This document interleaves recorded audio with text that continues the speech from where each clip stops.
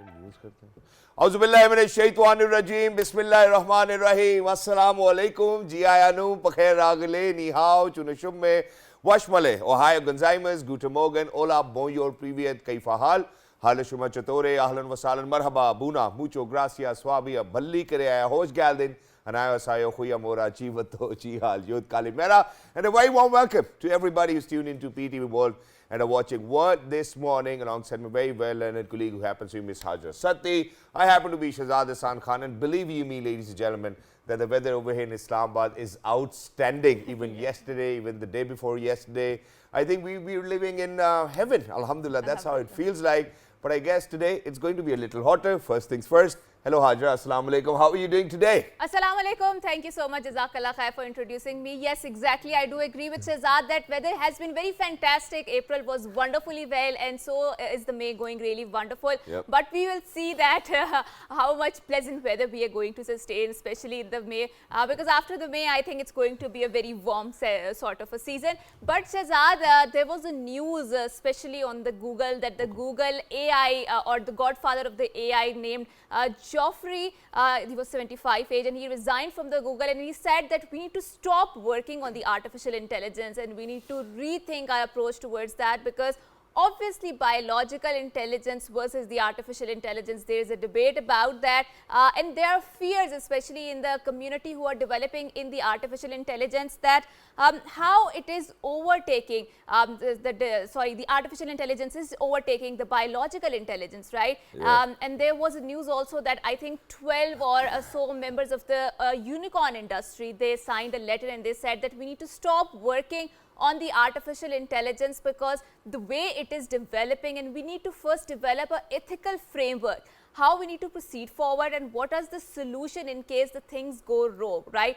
Because artificial intelligence is obviously getting very, very smarter than us humans, right? And there are fears about the dystopian future, but we will see how the things will progress. And obviously this is the guy who was also working in the neural networking approach, which means building on the computer sets and from the data and the experiences, they are going to develop a very comprehensive sort of an intelligence which is going to work, and the result of which we see in the form of ChatGPT, right? Yeah. Because it does not give us a disjointed answer, it gives us a very comprehensive answer, right?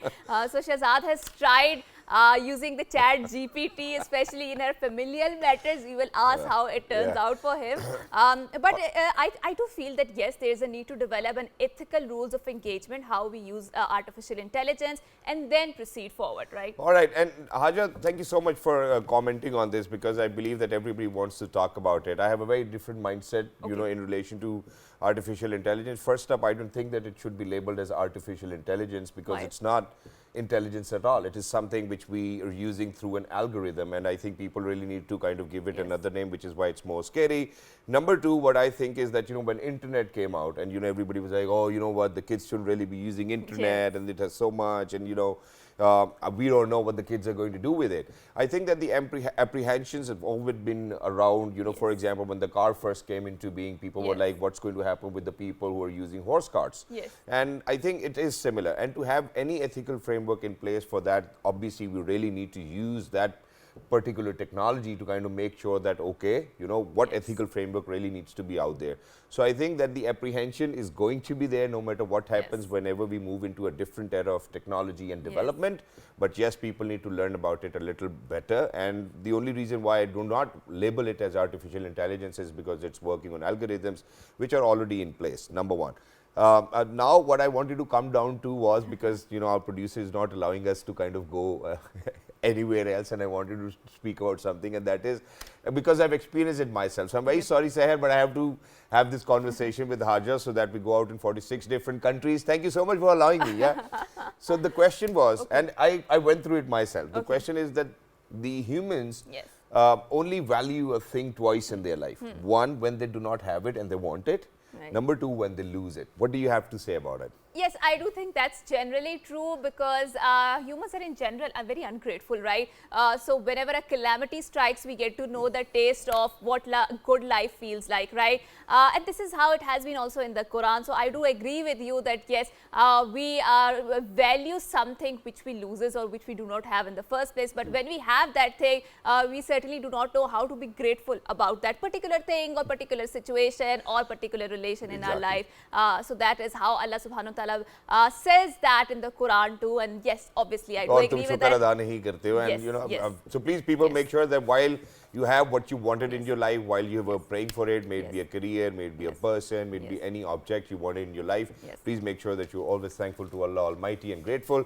So let's get started with this amazing week. You know, I think it's a Monday. Okay. First up, top stories. Haja, why don't you take the lead? Sure. So the First Minister of Scotland, Hamza Yousaf, called on Prime Minister Shehbaz Sharif in London. The two leaders agreed to further strengthen historic ties between Pakistan and Scotland, including in the domains of trade, investment, education, water management, wind and solar technology, and people-to-people links.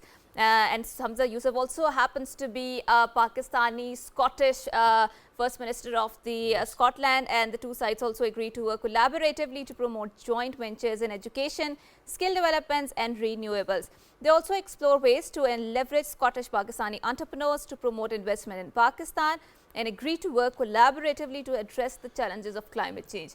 I think climate change is something, Shahzad, which is a very pertinent problem, and it is a common fight of humanity against this adversity because everyone is affected, be it Pakistan, people in the third world country or people from the first world country, people like in the Scotland, because obviously because of the rising the sea levels, they are facing a total encroachment of water on their lands, and the land is disappearing. In this regard, Pakistan is holding an investment conference in Scotland and separately arranged a roadshow to showcase Pakistan's renewable energy potential in Scotland. Exactly, and you know, we would certainly want to welcome investors coming into Pakistan, but I think at the same time the government really needs to provide them with that enabling environment. And inshallah, you know, if Prime Minister Shehbaz Sharif Sahab has promised something, I think it will be delivered too as well. But now coming down to where Pakistan actually lost to New Zealand in the last one-day international. So New Zealand beat Pakistan by 47 runs. Not really happy about it in fifth and last one-day international of the series. Pakistan win the series 4-0. New Zealand avert clean sweep. Earlier, New Zealand have won the toss and opted to bat first. Pakistan fast bowlers Shaheen Shah Afridi, who remained unimpressive in his opening spell, stormed through the lower order and took 3 wickets in the death overs to keep New Zealand in check. Pakistan, who have already clinched an unassailable 4-0 lead in the 5-match series, brought back Shadab Khan in place of Mohammad Haris. In order to cement their place at the top, Pakistan will have to win the series 5-0. A defeat in the last ODI will see them drop to number 3 spot, with Australia reclaiming their number 1 ranking. But that was a little unfortunate for us. A lot of people took to Twitter because I was vouching for Pakistan. I was really happy that, you know, it will be great to see Team Pakistan going into the one-day international World Cup while being on number 1 in the ICC ODI rankings.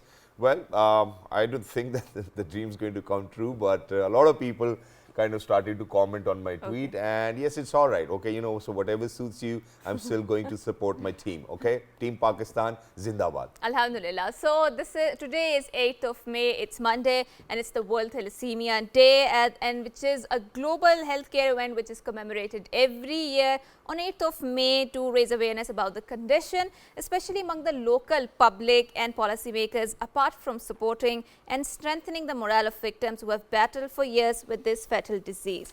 On this day, many local and international organizations, patient association, public authorities and healthcare professionals gather together to promote the importance of prenatal screening, counseling, prevention, management or treatment of thalassemia in a patient-centered environment. And that's wonderful. I think we need to have more such sort of events because thalassemia is a condition which is the loss of blood, right? And I do feel that the iron deficiency is present a lot, and especially in the women. It's more in the women than the men because obviously they are more involved in the reproduction process. And obviously the way our lifestyles are leading us towards this condition because we are not living a very healthy life, right, in the first place, or we are having a very healthy food because there are a lot of chemicals in our food, and the element of mobility has reduced a lot in our lifestyles, right? So Shahzad, so kick forward our segment first, so we talked about the artificial intelligence, we talked about how there's a dire need to build a ethical environment or the framework where we need to have more engagement and a critical things, right? So we always advocate for a good and a comprehensive critical thinking skills, especially among the young children. Why? Because obviously they are the future, and they are the, what do you call, the laborers of tomorrow, right? And because of their efforts, our country is going to stand still. And Hajra, in addition to this, one more thing, and that is that, so imagine, so we've, while you were telling us about Thalassemia Day as well, I think that we do have stunted growth over here in Pakistan, and it gets really difficult for children and even for teachers to observe whether, who's having learning difficulties or issues with learning. That's one point. Number two, while I was writing, or I instructed the Chat GPT software to kind of write me a text message, whatever the Chat GPT wrote, I said to myself, hey, you know what, I can write it myself. It's just that I really need to sit down and think, and that's not like something out of this world. And I was only able to do so because I think that our teachers have really worked hard on us. It wasn't just reproducing the lines. It wasn't just probably reproducing all of those definitions you've learned and just writing and writing and writing, but no thinking at all. I think for the teachers who've actually been working on how to really kind of avoid writing and kind of reproducing, but rather giving the ability to the child to kind of think for himself and then write whatever. And this is where I remind you of my teacher Sir Tariq, in my university, who used to tell us that whatever question I ask you, whatever you're going to answer, only if I feel that I'm convinced with your answer, I will give you full marks. And that's something which actually gave us this innate, well, it's not innate, but yes, obviously you have to polish it, this ability to kind of do well, which is why the topic today, which has been very close to me and Hajra and the entire team over here, is building thinking skills versus conventional learning. And to talk about this, ladies and gentlemen, we're very lucky that we've been joined by somebody who happens to be an educationist, a psychologist. She is Miss Munazza Tariq. Hello, ma'am. Assalamu alaikum. Good morning. How are you? I'm very well. Thank you very much. Thank you so much for joining us. Wonderful to have you. Thank you so much. And to get started, obviously, we would certainly want to ask you, why do you think that building thinking skills is far more better than the conventional learning? Well, exactly what you were just saying, and you were telling about your teachers and how you can think and everything. It was just clicking me that it was coming to my mind that unfortunately what has happened in this day and age is mostly schools, I myself have children, I look for a good place for my children. Unfortunately what has happened is schools are more like factories. That's true. Or I would say a photocopy machine, where they put in a child.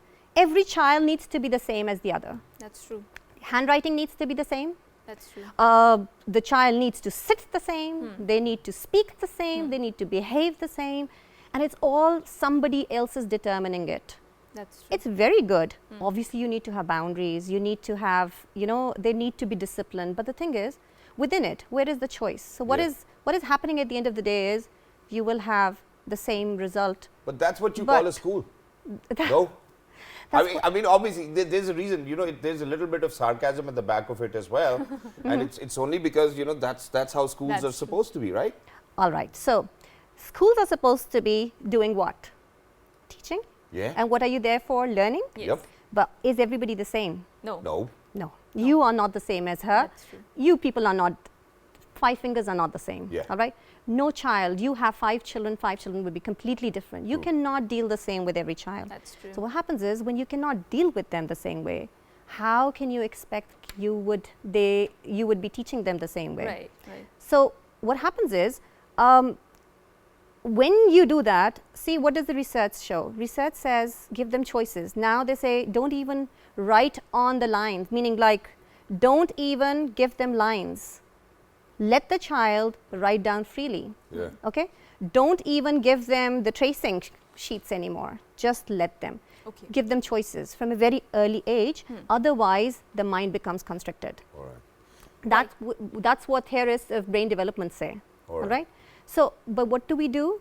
Basically, what happens in schools is that they want them, like I said, handwriting should be the same. Everything should be same. True. But what do you want at the end of the day? What's the goal?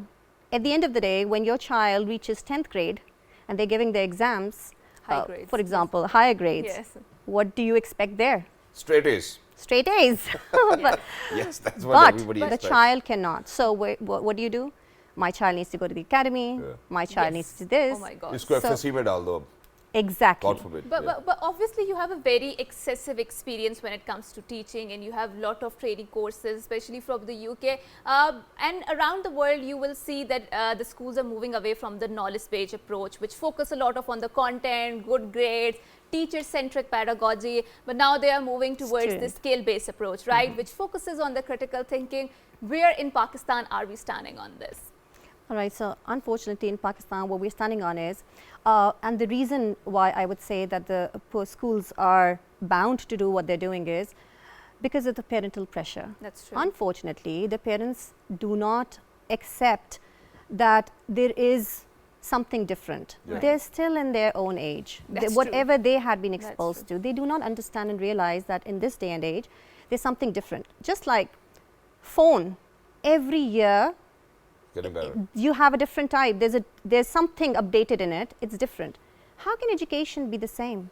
Research shows that there is something different, and you need to become, you need to become aware of it. Unfortunately, you're not aware of it, and you do not trust the educationists either.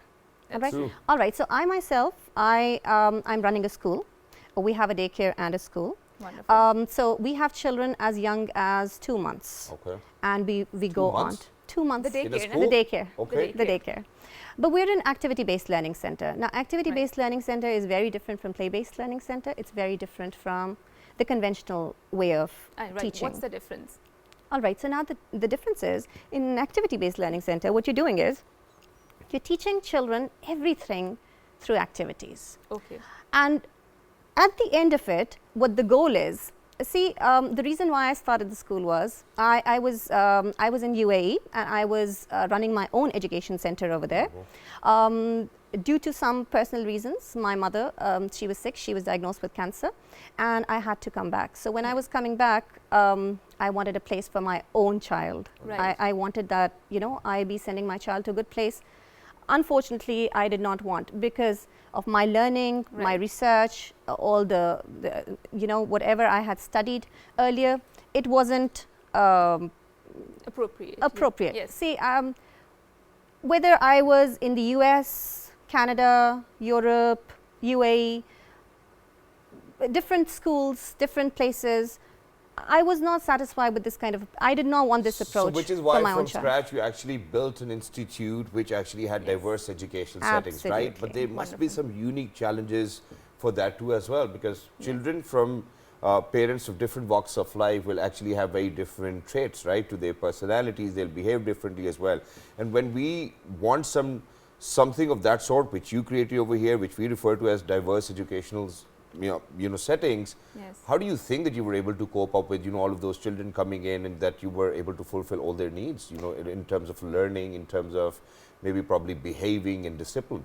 So this is where the creative curriculum and the holistic curriculum come into existence. Okay.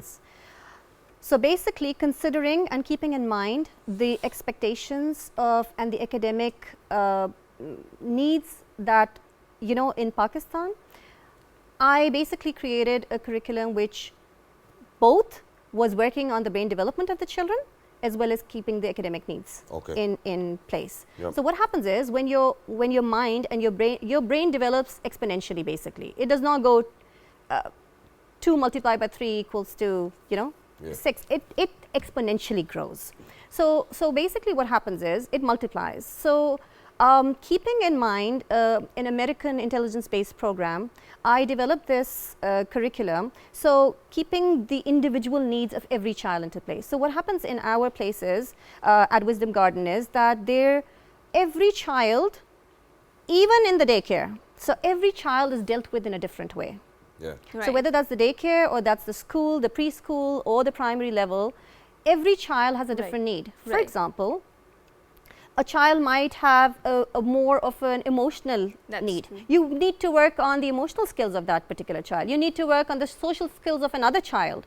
You might need to work on the reading skills of another child. So keeping that into perspective, that is why the ratio is very, very small. So how do you keep a check on all of this? You know, because you certainly will require a larger workforce, a lot of teachers That is. working day in, day out. Exactly. And since you Yes. have a lot of background trainings also, yeah? No, because she has a background of being a psychologist as well, Yes. so you can obviously understand it better. But not everybody is going to be a psychologist at your school, right? True. So towards the end of the day, it will eventually come on to you to kind of analyze, Absolutely. assess, and then make sure that you give them a plan. Is it Absolutely. difficult? Does it get difficult at times? And then how do you see the results? Do you think that, you know, all of those students who are actually going to conventional schools, learning whatever they're doing, and the kids who are learning at your school are actually doing far more better than the kids Absolutely. with conventional That's, learning? well, And that's how? what I. All Yes. right. So wherever our children go, any school that they go to, happily the schools take them, Okay. and they do better than the other children. Why? One thing, because what happens is at the scratch level, see from playgroup, Yes. and we start playgroup from the age of 2. Yeah. The mind development, the brain development at the younger age. Okay, so it's basically like, for example, you have children, all right? Alhamdulillah. So you've seen when your child is born, they grow so rapidly. They cannot wear the clothes that they were wearing in the That's first true. month, True, true, in that's the true. third month, Yeah. right? Likewise, the brain development is the same. It's so fast. Yes. So the younger the child, the brain is growing the fastest. But for example, if you just put the, all right, so when you said now how it is different from the other schools. So what happens, and everywhere I see, right and left, every single school, you would see that when the child enters the school, they make them start writing. Now writing is basically muscle memory, okay? Right. The child is not thinking at that time. What we're focusing on basically is vocabulary and general knowledge. Vocabulary and general knowledge is so important. Like you said, comprehension. I had a child. He came to me, and we were reading. He came from another school, and we were reading. He used to do and a fan, okay. And when it used to come and a man, not man. He used to say but he did not used to say man, okay. Constantly we repeated and repeated. I could not understand why he knows for and a fan. He knows this is but why isn't he saying man? I figured he did not know what man means, All right. so he could not read it. So it's not so important. It's just Right. like, you know, all of us read the Quran, Yeah. and That's some of us read it beautifully True, well. true, true. Yes. But does it mean that every person who's reading it also knows what what That's is written true. over there? That's the dilemma, yes. Whether you are studying in a street school, a taught school, you learn to read and write ultimately True. at the end of the day. Right. But what makes us different is that this brain development that can take place at this young age, when the mind is so drastically growing, cannot take place at another age. So then with a challenge of such sort, how do you ensure that there's going to be inclusivity? Now, for example, there might be students coming in, you know, who are just relatively new to the other ones as well. And then, you know, for example, you know, the example you just gave, how do you make sure that everybody's at the same pace? So do you think it is essential for any teacher or school to keep students at the same place or same pace in the same grade? Or do No. you think that they can actually vary No. with their performances? In our setup, children in the same classroom might be at very different levels, academically speaking. See, because every child has a different need. So one child might be excellent at one thing, Yeah. but not so good at another. But what the parents expect is, at the end of the day, everybody needs to be. So what do you expect as a parent? I mean, What do you see when your child is going to school? The biggest challenge that I have is not the children and the problems that they face. The biggest problem that I face is what the parents are thinking. True. And that's very true, and especially when we talk about the inclusivity and diversity, and Shahzad hit the nail, especially on this topic, because there's a lot of conversation regarding mainstreaming inclusivity and diversity, and especially people who are differently able, children who have different needs. For example, they have Dyslexia, yes, dysgraphia, yes. they How have do you different Down kind of syndrome. learning. Yes. learning difficulties. And that's very stealthy condition because they're not very visible, right? And especially in their outlook. So how do you screen them out? And you're focusing a lot on giving different time to the children, and especially according to their own needs, right? So obviously that requires a lot of task. And since there's so much conversation around it, how do you screen them out? And what sort of different treatment you are giving to them? See, the thing is, I'm a psychologist myself. Obviously, I'm and plus I have a lot of experience working with children with a difference. Right. So I'm able to identify, rather even teachers after a certain period of time that they're working for, they can understand there's a difference. They cannot obviously pinpoint what the difference is, but they can understand that there's a difference. We can do that. Treatment, as far as treatment is concerned, because this is a school, so treatment we cannot do. What we can do is intervention.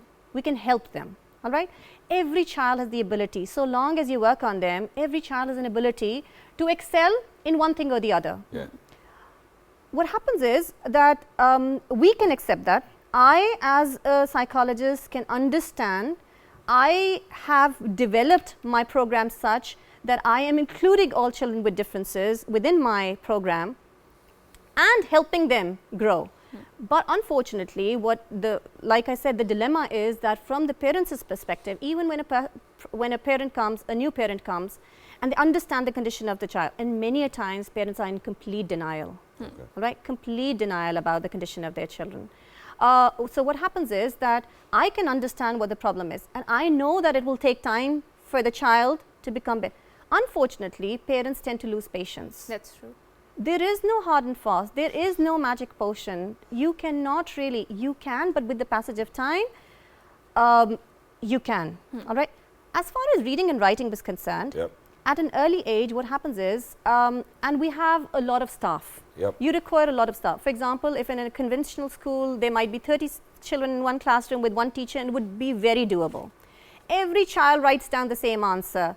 Every child has to have the perfect handwriting. Every child will be erasing, and one teacher is more than sufficient for doing it. And they don't have those diversified activities going on in the classroom. So they're coming, they're sitting, they're doing, they're winding up. On the blackboard, that's it, write it down, go back home, and that's it. Absolutely. Unfortunately, not, I would say fortunately, in our setup, what's happening is that the activities, and they're changing. Because see, a child does not have a very long attention span. And it's great, and that's certainly what we want, you know. So we really do not want to, you know, a run of the mill, you know, which is for everybody out there as well. But there's one smaller question which comes from my producer as of now, and she says that, you know, went through our challenge just yesterday, and that is that obviously I've seen it, my daughters do it too as well.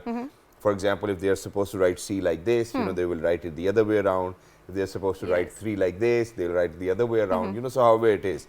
And, you know, and this is something which I felt when my daughters were making the same mistake, that they certainly do not know what is 1, what is 2, what is 3, and what the very basics of 1, 2, 3 are. And, you know, so the teachers want them to write it correctly, but the kids do not have any idea whether what is the value of 1, or what is the value of 2, or what is the value of 3, and it's so hard for them to understand. So why do you think, or do you think that these children make these mistakes just because of the fact that they certainly have no understanding and they are only brought to the table to just write it down? Okay, now mirror writing is not something that they're meaning like, it does not mean that if the child knows or does not know. Mirror writing is something completely different. And if a child till grade 2 is doing that, that's okay. All right? The teacher just needs to constantly correct it, and the child will learn it. But if after grade 2, still the child is doing it, that means there is a problem.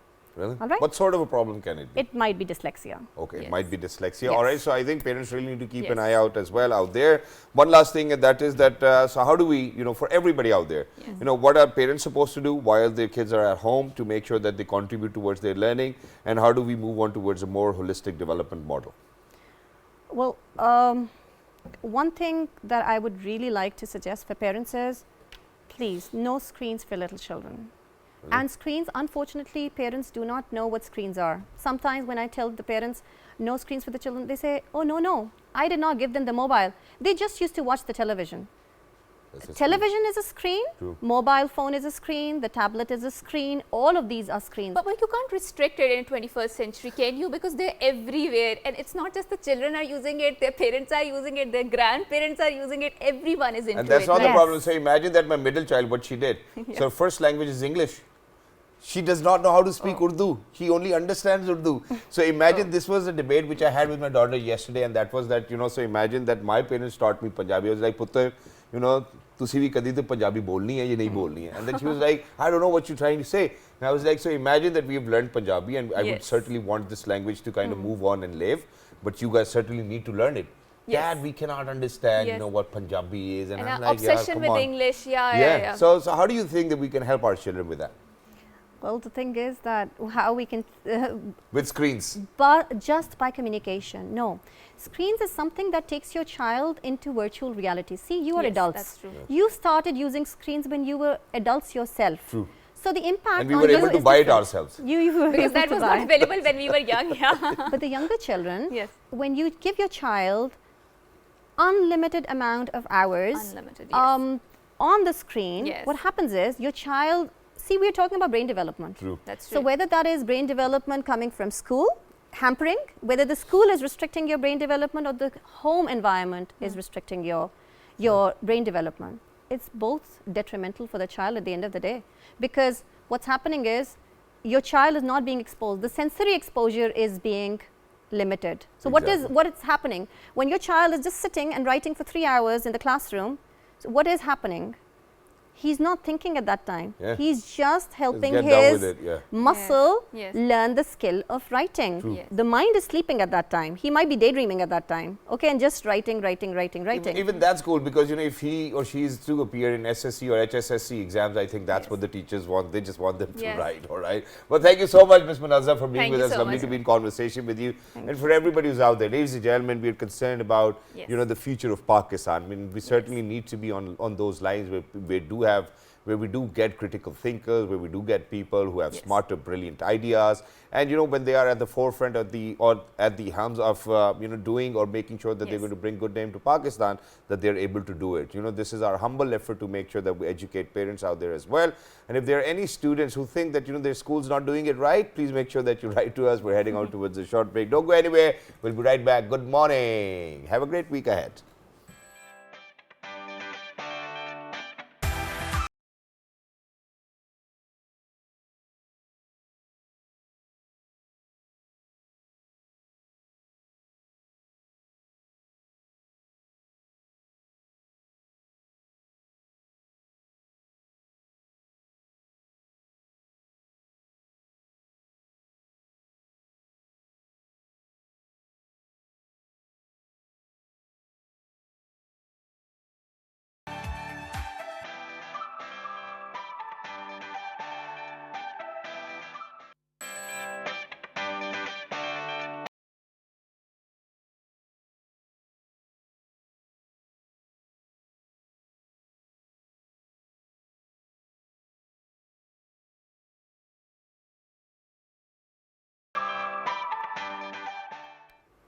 Welcome back. So we were having a discussion regarding the child development and how to make sure that the child gets a more nourishing environment where the critical thinkings of that child flourish. But also, Shahzad, so we have been through this COVID period 3 years back where it was horrible because there was a lockdown across the world. Why? Because there was this pandemic and it was very contagious, and it has wreaked the havoc across the world. So now there's another pandemic, or I would say contagious disease, which is also spreading by the name of monkeypox. And what does the name suggest, and what does it has to do with the monkey? Because we've seen that COVID also, I don't know whether it's a scientifically proven fact or not, but we heard the news about how it was transmitted through the bat to humans, and then it spread really very fast in the world, and that is why it was named as pandemic. So we would like to ask about what exactly does the monkeypox means, what are the symptoms, and how alarmed should we be at this development, because by the onset of it, it has a lot of similarities with the COVID, right? True. So we are very glad that we have been joined by Dr. Mujib Saab, who happens to be infectious disease specialist. Assalamu alaikum, and thank you so much for coming to our show. Thank you very much. Wa alaikum assalam. So wonderful to have you over here, and it's great to kind of have somebody answer our questions, that too in relation to monkeypox, because there's been a lot of news about it, but certainly we have never seen somebody sitting on a television or somewhere to make people more aware of it. Right. So once again, it's our humble effort. Thank you so much that you joined us. So please tell us a little about what is monkeypox, and is it an infectious disease or is this not? or did it exist earlier as well, or do you think that it's a resurgence or emergence of the same disease which people might have suffered from, God forbid, unfortunately, in the previous years as well?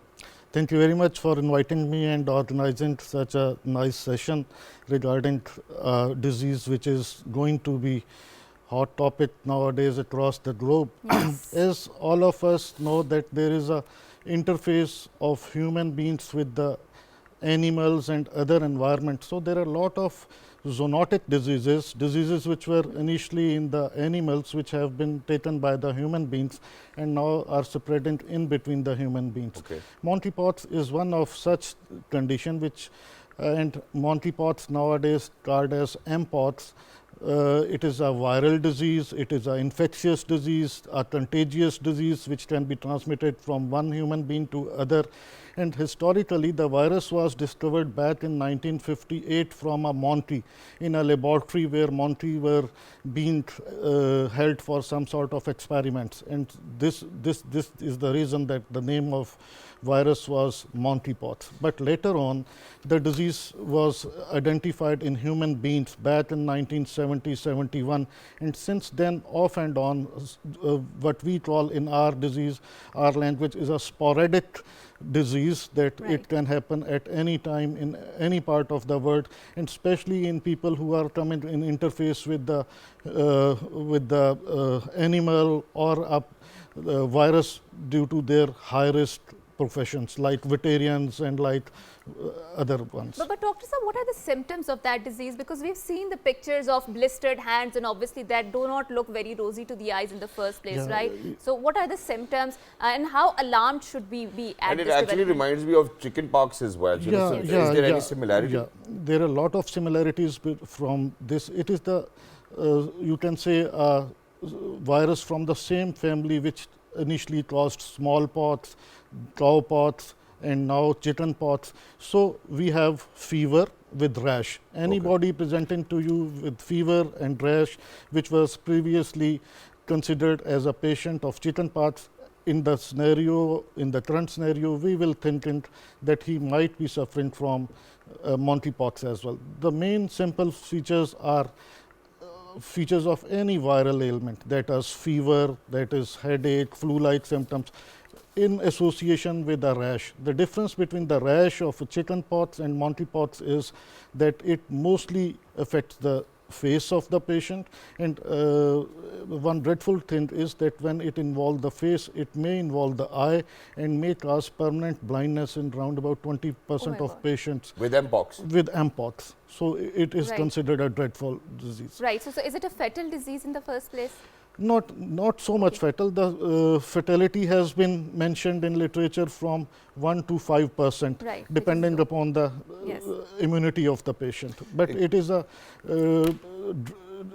devastating sort of disfigurement of the face and other part. Second thing, it is contagious. There is a possibility that one man can infect the second one. So, the chain of infection should be broken at any given time. Exactly, and I would certainly want to come back to this point as well, but what I wanted to ask you over here was that, you know, just yesterday World Health Organization actually announced that, you know, COVID is no more a global emergency. And do you think that, you know, mpox, because there's been a lot of news about it, can it become a global emergency, God forbid? You think, because when we talk about how people are going to get it, for example, because my understanding was that, you know, with flu we say that it's R2 or R4, and with COVID, we used to tell people that it was R8, that 8 people can actually get it from you. So, how is it with monkeypox now?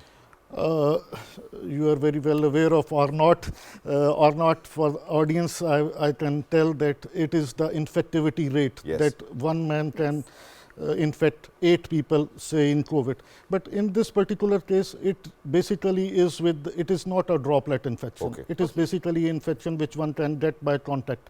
If you keep a distance from a person who has infection, there are very less likely chances that exit R0 has not yet been established. Reason being that no more patients have been seen in the clinical scenario. But it is considered that it is a dreadful disease because we have seen that in the early centuries, we have lot of deaths from cowpox and smallpox. So we are afraid that if there is some sort of emergence, some sort of mutation in this virus, it may become dreadful. Presently, the last few epidemics have been noted in the globe, but they were considered very small. For example, although we are very well aware, we are alarmed by monkeypox, but we have only 3 patients which have been turned out to be positive in Pakistan. But in our public health sector, we are very well prepared, and we are sensitizing the general public and healthcare professionals in order to prevent themselves. And the prevention is basically the same prevention as we have been following in case of COVID-19. The main thing. So do we still have to wear masks? Do we have to sanitize? Of course, we must do the same practices. Reason being, COVID is not yet out. Yeah, we have some positivity rate of COVID, and we should be aware that all the viral infections are there, and in order to contain them, we must follow the general hygiene principles. But so whenever we are to speak about COVID, and obviously not the mutated versions of COVID as well, I think because of herd immunity now, people, they only experience like, I think, slightly flu, something of that sort, and they alhamdulillah get better. I do agree. In the initial phases, it was more causing pneumonia, and which was fatal pneumonia. True. For last 2 levels, it has been turned into relatively milder disease, just like flu-like disease. But again, any mutation can occur, as we have been seeing that 8-9 mutations have so far been recorded in last 2.5 years. Yep. So we should be aware, and we should be taken care of it. So anybody who wakes up with, I'm very sorry, Rajesh, so anybody who wakes up with, flu and rashes, that's something, or temperature, they really need to kind of rush to the doctor at that very point, or do you think that they can do something at their homes too? No, they should not do something at their home. They must see और their family physician. Not at all in this particular case, since it is a public health sort of disease. So you can infect the rest of your fellows and people. But Dr. Saab, can it be curtailed in the initial stages so that we don't advance towards that disfigurement stage of our physical features which you talked about? If we get once disease start, it is difficult to stop the clinical course. But you can prevent it. It is a preventable disease. So if you do the proper preventive measures, it may not. All right, and sir, in addition to that, obviously, since we are speaking about it, there's just one simple thing which I wanted to kind of share with our audiences, and that is that, so for example, when we take birth, when we come into this world, obviously we get a lot of injections and vaccines too as well to avoid or to make sure that, that we do not get such fatal illnesses. Do you think, is there any such vaccine available that we might even just kind of bypass monkeypox rather than getting it? Yes, vaccine is available, and the same vaccine which was used for smallpox eradication is 85% successful in this case scenario, but it is not recommended for mass vaccination in general population. It is for the special people who are at more risk, clinical people working in laboratories. So they are advised. What is the name of the vaccine, sir, if you would? It is available with different names, not available in Pakistan presently, but it is available. Johnson & Johnson is making one of them. And it can be available in different names at different times. Right. So, Dr. Saab, today is 8th of May, and we talked about today is the World Thalassemia Day, right? So, why it is important to observe this day in the first place, and how many people are vulnerable toward this particular condition? Is it a condition? Is it a disease? We want to be sensitive towards how we approach this topic. So, as a doctor, how would you recommend? Thalassemia is basically a genetic disease which can be transmitted in families, and it is a preventable disease. Most often seen in the scenarios where consensual marriages are being taken, and in our society it is usually a habit of having consensual marriages. Sir कोई और रिश्ता नहीं देता, लड़के कुछ करते नहीं है तो फिर चाचे से मामे से किसी से तो लड़की लेनी है उन्होंने, वो क्या करें फिर? To be very honest, I think वो जरूर ले लें, लेकिन उससे पहले टेस्ट करवा लें, अपना भी टेस्ट करवा लें. और and I think you've made a very valid point over here. The very moment you're going to open your mouth, even if you are a girl's family and you have a daughter, you're going to tell the other person, why don't you go get yourself tested? How hai?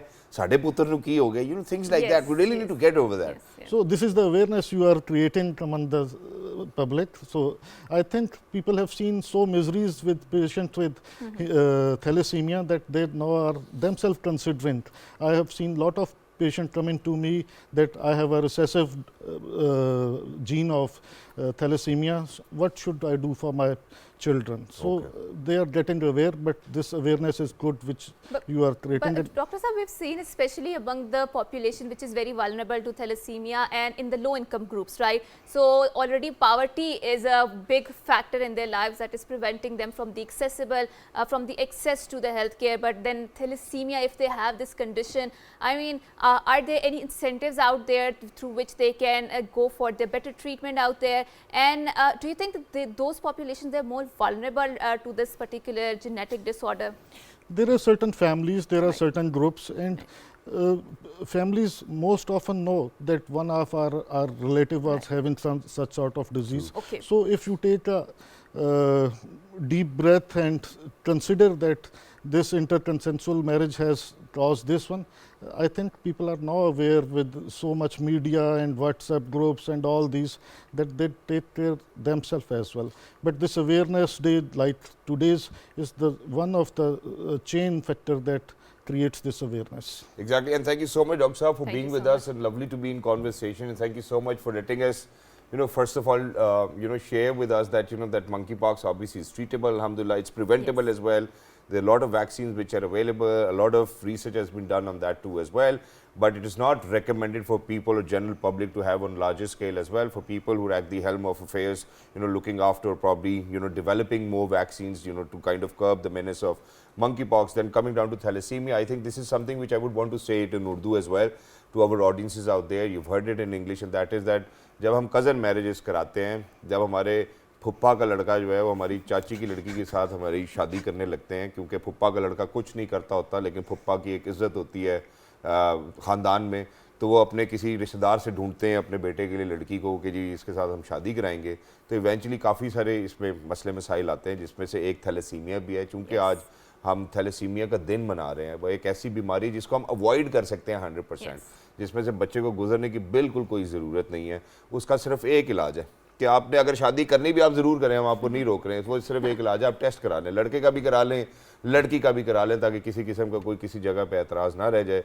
और अगर तब भी खुदा ना खास्ता ये इन लोगों को लगता है कि जी हाई जी हमारे बच्चे को क्या बीमारी है, तो अगर आप ऐसी बात करेंगी एज अ पेरेंट, अब माँ होते हुए बाप होते हुए आप जाहिलों वाली बात करेंगी, ये मैं आज टेलीविज़न के ऊपर आपको बैठ के कह रहा हूँ, क्योंकि बच्चों की जो आपकी फ्यूचर जनरेशन की सेफ्टी है उसको इंश्योर करना भी मेरा ख्याल है पेरेंट्स का ही काम होता है, सिर्फ अपने बच्चों को डिफेंड करना नहीं होता। I think that's pretty much about it. Thank you so much, Dr. Saab, for coming here on our show and for creating awareness regarding the thalassemia and also the monkeypox. And with that, we would like to wrap up our segment and say goodbye. So until next time, it's Allah Hafiz and good morning. 1, 2, 3, good morning.